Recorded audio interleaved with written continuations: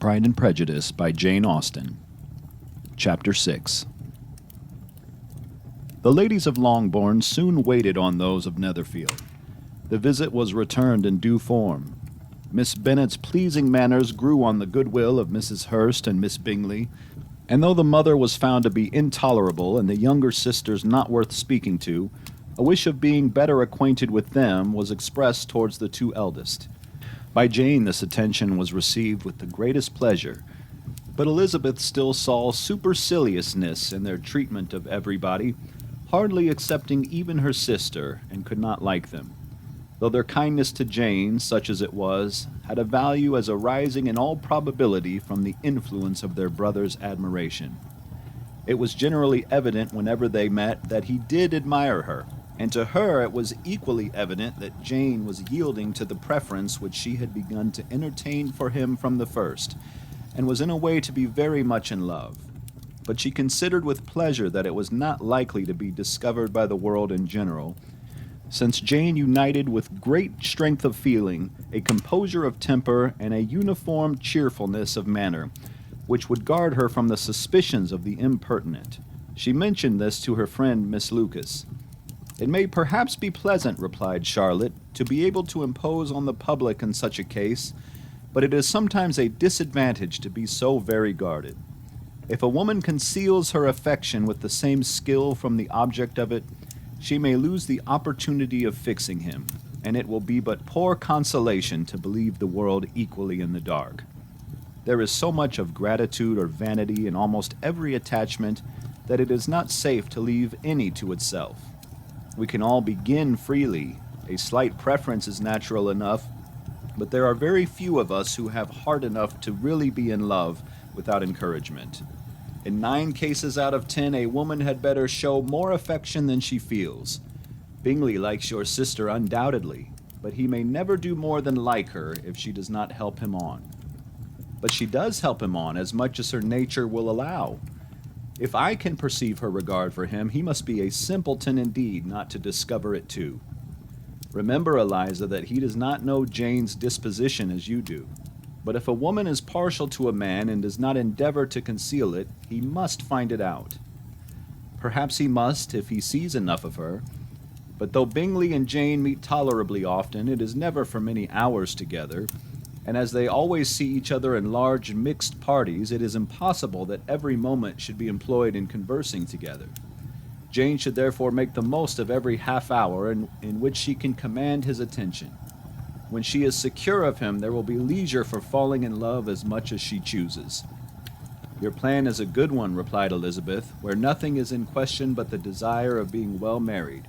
And if I were determined to get a rich husband, or any husband, I dare say I should adopt it. But these are not Jane's feelings. She is not acting by design. As yet she cannot even be certain of the degree of her own regard, nor of its reasonableness. She has known him only a fortnight. She danced 4 dances with him at Meryton. She saw him one morning at his own house, and has since dined in company with him 4 times. This is not quite enough to make her understand his character. Not as you represent it. Had she merely dined with him, she might only have discovered whether he had a good appetite. But you must remember that 4 evenings have also been spent together, and 4 evenings may do a great deal. Yes, these 4 evenings have enabled them to ascertain that they both like Ventillon better than commerce. But with respect to any other leading characteristic, I do not imagine that much has been unfolded." "Well," said Charlotte, "I wish Jane success with all my heart, and if she were married to him tomorrow, I should think she had as good a chance of happiness as if she were studying his character for a 12-month. Happiness in marriage is entirely a matter of chance. If the dispositions of the parties are ever so well known to each other, or ever so similar beforehand, it does not advance their felicity in the least. They always continue to grow sufficiently, unlike afterwards, to have their share of vexation. And it is better to know as little as possible of the defects of the person with whom you are to pass your life. You make me laugh, Charlotte, but it is not sound. You know it is not sound, and that you would never act in this way yourself." Occupied in observing Mr. Bingley's attentions to her sister, Elizabeth was far from suspecting that she was becoming an object of some interest in the eyes of his friend. Mr. Darcy had at first scarcely allowed her to be pretty. He had looked at her without admiration at the ball, and when they met next, he looked at her only to criticize. But no sooner had he made it clear to himself and his friends that she had hardly a good feature in her face, than he began to find it was rendered uncommonly intelligent by the beautiful expression of her dark eyes. To this discovery succeeded some others equally mortifying. Though he had detected with a critical eye more than one failure of perfect symmetry in her form, he was forced to acknowledge her figure to be light and pleasing, and in spite of his asserting that her manners were not those of the fashionable world, he was caught by their easy playfulness. Of this she was perfectly unaware. To her he was only the man who made himself agreeable nowhere, and who had not thought her handsome enough to dance with. He began to wish to know more of her, and as a step towards conversing with her himself, attended to her conversation with others. His doing so drew her notice. It was at Sir William Lucas's, where a large party were assembled. "What does Mr. Darcy mean," said she to Charlotte, "by listening to my conversation with Colonel Forster?" "That is a question which only Mr. Darcy can answer. But if he does it any more, I shall certainly let him know that I see what he is about. He has a very satirical eye, and if I do not begin by being impertinent myself, I shall soon grow afraid of him." On his approaching them soon afterwards, though without seeming to have any intention of speaking, Miss Lucas defied her friend to mention such a subject to him, which immediately provoking Elizabeth to do it, she turned to him and said, "Do you not think, Mr. Darcy, that I expressed myself uncommonly well just now, when I was teasing Colonel Forster to give us a ball at Meryton? With great energy, but it is a subject which always makes a lady energetic. You are severe on us." "It will be her turn soon to be teased," said Miss Lucas. "I am going to open the instrument, Eliza, and you know what follows. You are a very strange creature by way of a friend, always wanting me to play and sing before anybody and everybody. If my vanity had taken a musical turn, you would have been invaluable. But as it is, I would really rather not sit down before those who must be in the habit of hearing the very best performers." On Miss Lucas's persevering, however, she added, "Very well, if it must be so, it must." And gravely glancing at Mr. Darcy, "There is a fine old saying, which everybody here is of course familiar with, 'Keep your breath to cool your porridge,' and I shall keep mine to swell my song." Her performance was pleasing, though by no means capital. After a song or two, and before she could reply to the entreaties of several that she would sing again, she was eagerly succeeded at the instrument by her sister Mary, who, having in consequence of being the only plain one in the family, worked hard for knowledge and accomplishments, was always impatient for display. Mary had neither genius nor taste, and though vanity had given her application, it had given her likewise a pedantic air and conceited manner, which would have injured a higher degree of excellence than she had reached. Elizabeth, easy and unaffected, had been listened to with much more pleasure, though not playing half so well. And Mary, at the end of a long concerto, was glad to purchase praise and gratitude by Scotch and Irish airs, at the request of her younger sisters, who with some of the Lucases and 2 or 3 officers joined eagerly in dancing at one end of the room. Mr. Darcy stood near them in silent indignation at such a mode of passing the evening, to the exclusion of all conversation, and was too much engrossed by his own thoughts to perceive that Sir William Lucas was his neighbor, till Sir William thus began. "What a charming amusement for young people this is, Mr. Darcy. There is nothing like dancing after all. I consider it as one of the first refinements of polished societies."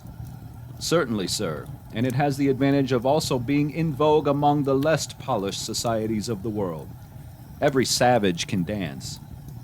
Sir William only smiled. "Your friend performs delightfully," he continued after a pause, on seeing Bingley join the group. "And I doubt not that you are adept in the science yourself, Mr. Darcy.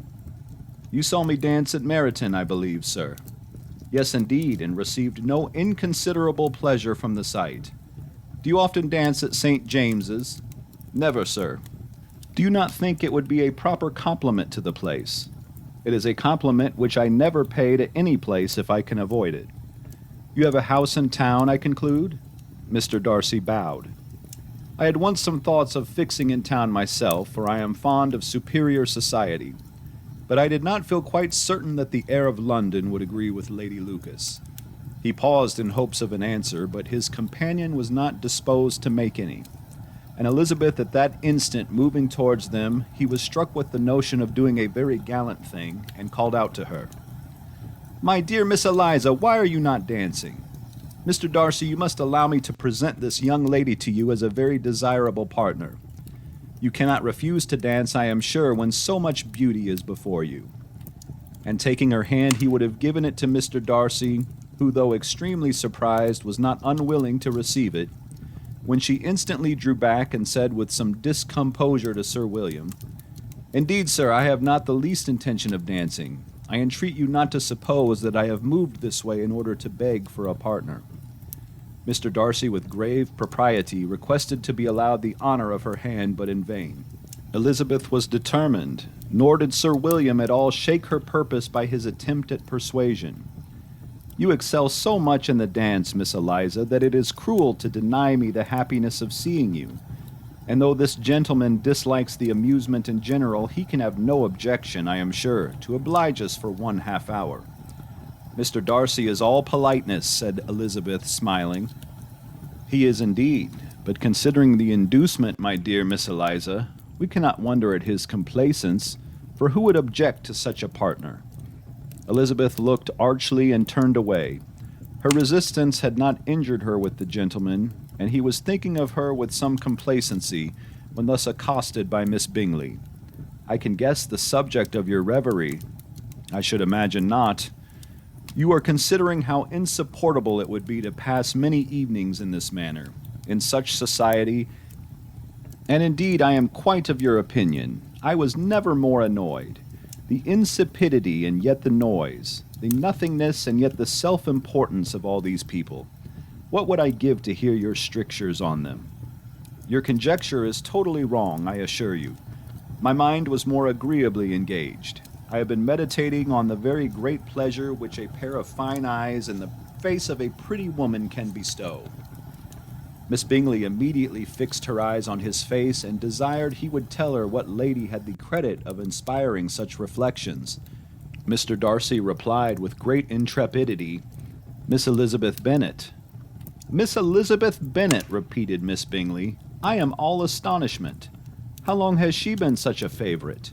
And pray, when am I to wish you joy?" "That is exactly the question which I expected you to ask. A lady's imagination is very rapid. It jumps from admiration to love, from love to matrimony in a moment.